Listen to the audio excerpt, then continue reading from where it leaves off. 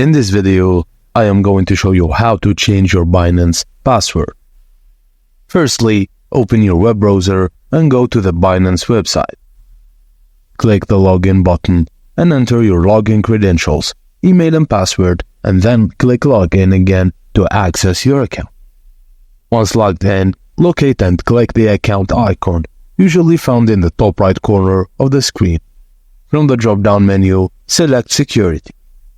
In the Security section, find the Login Password option and click the Change button next to it.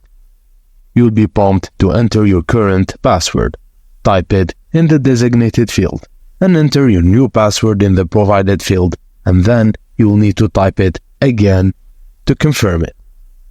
After entering and confirming your new password, click Confirm Changes to apply the new password to your account.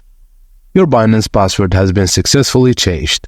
Thank you guys for watching, and please don't forget to like and subscribe for more tips and tricks.